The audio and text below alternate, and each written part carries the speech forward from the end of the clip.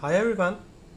In this part I want to give the formal definition of derivatives and proofs of derivative rules.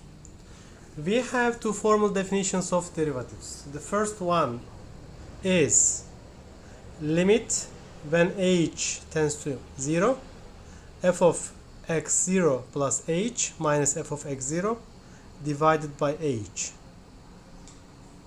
Here the point is the point where do we want to take derivative.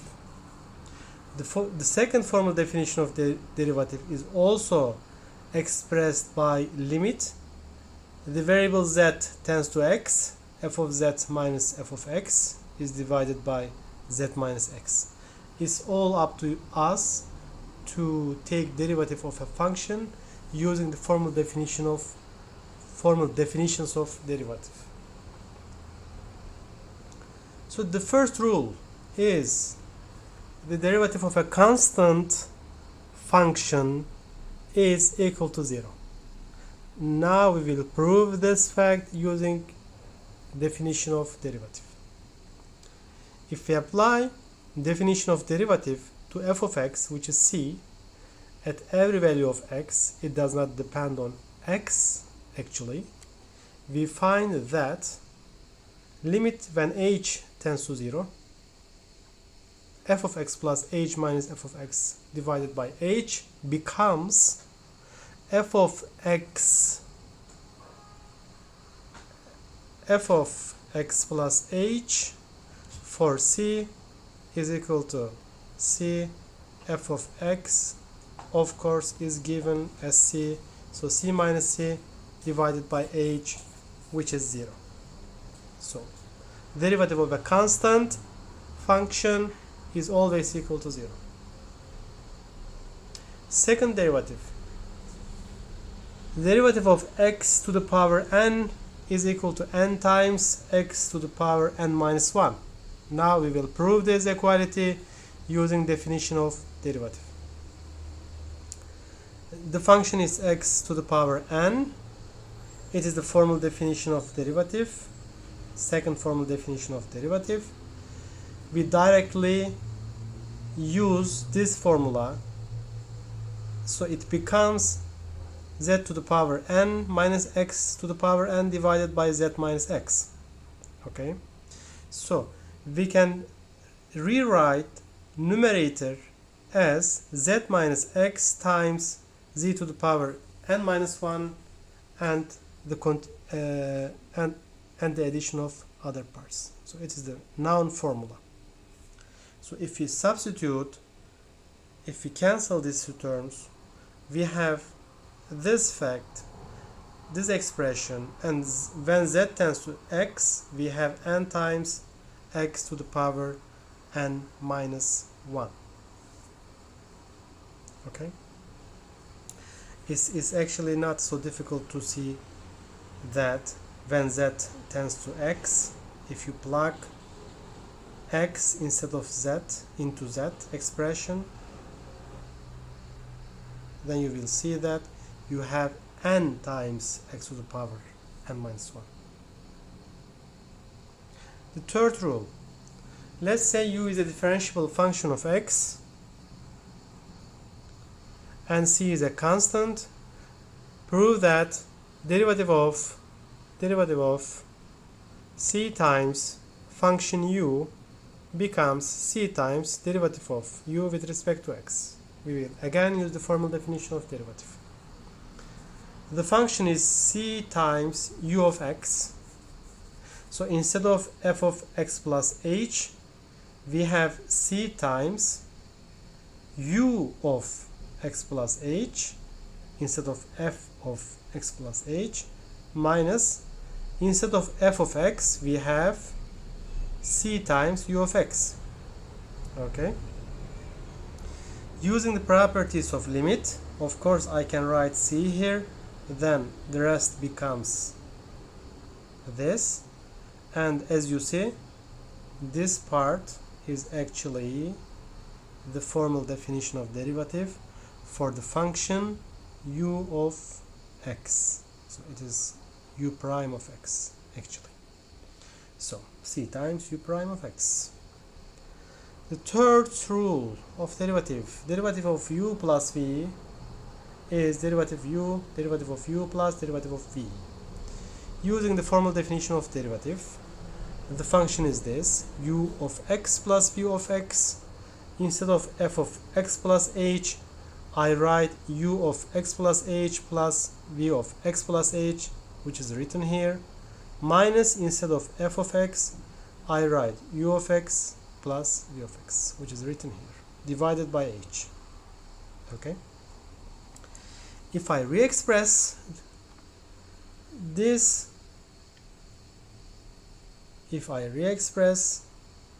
part, okay, numerator, then I have u of x plus h minus u of x divided by h, v of x plus h minus v of x divided by h. So as you see, this part becomes derivative of u with respect to x, this part becomes derivative of v with respect to x, then we have u prime of x plus v prime of x. The fourth rule. The fifth rule, the multiplication, derivative of multiplication of functions. Derivative of u times v is derivative of second component times first plus second component, second function times derivative of first component. We know this. Now we will prove this equality, this rule, using the formal definition of derivative. So I use the first formal definition of derivative to prove this fact. Instead of f of x plus h, I have u of x plus h times v of x plus h instead of f of x plus h, since x is v times u. So we have this. Instead of f of x, I have u times v divided by h. Okay, this is the first step. The second step, I rewrite this expression and I rewrite u times v, and I also want to add the term u of x plus h times v of x, and I also subtract this term u of x plus h times v of x, plus minus. So the next step is to rewrite these expressions. So we have v of, if you take the parentheses of u of x plus h, then you have v of x plus h minus v of x, okay, divided by h, plus, if you take the parentheses of v of x, then we have u of x plus h minus u of x divided by h. So what do we have in the final step? It is the u of x plus h. So, and this is, of course, you can rewrite this limit as the product of two limits. It is the second expression, v of x times first, v of x times other limit expression. Since we don't need to write limit for v of x, we leave it as it is. Now look at this expression. This limit becomes u of x. Okay, this limit gives the formal definition of derivative of v. This is u of x, and this limit gives the formal definition of u of x. So it is the fifth rule. Sixth rule, the division rule, derivative of division. of u over v is derivative of u times v minus derivative of v times u divided by square of denominator. We again use the formal definition of derivative to prove this rule. Instead of f of x plus h, we have u of x plus h divided by v of x plus h. Okay, since f is u over v,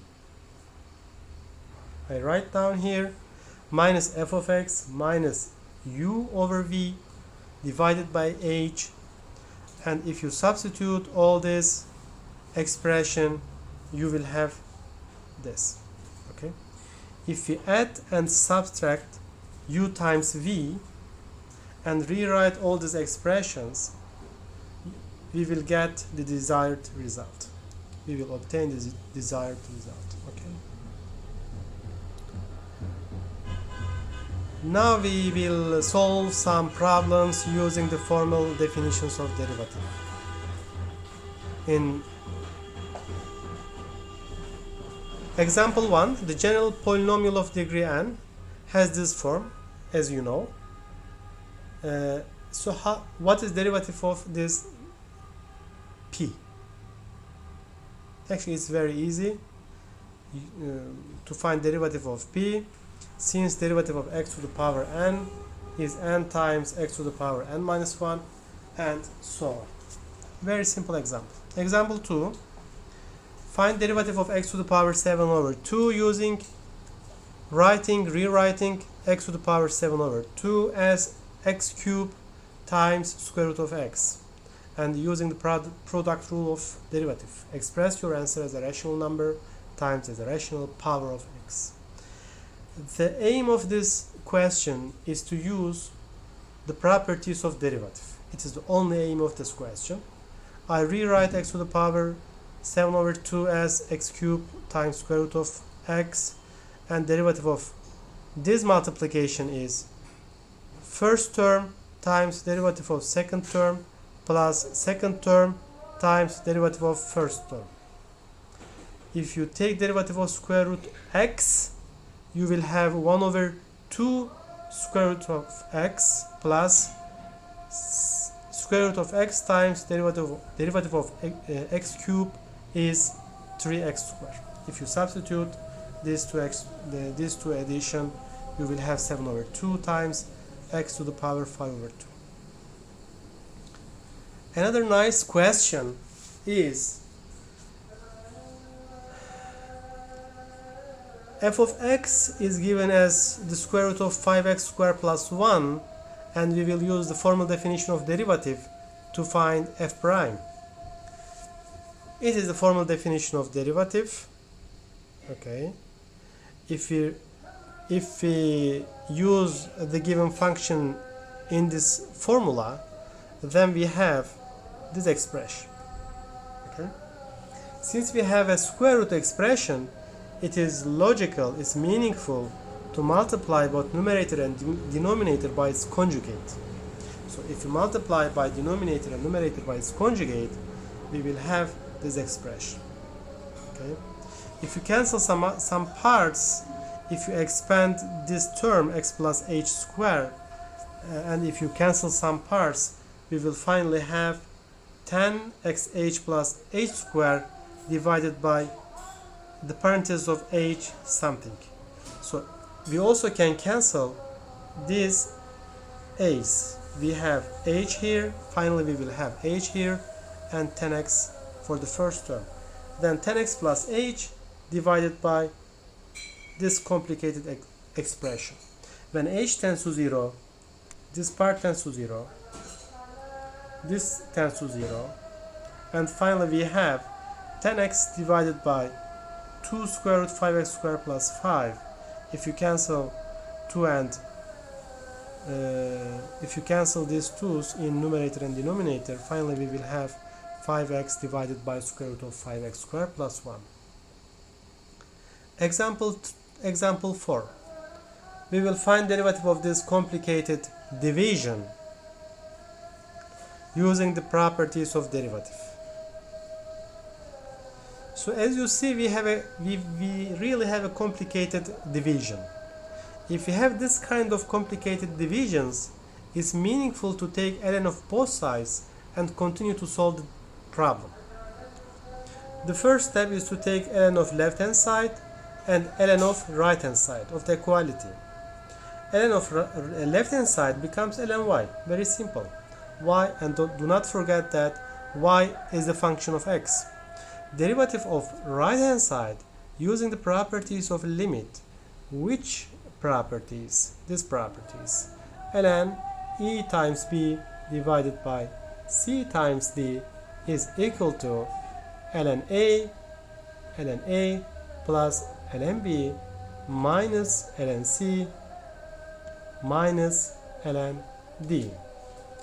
Using this property, we will have ln y is equal to ln x cubed plus ln 2x ln 2x minus ln e to the power x minus ln sin x.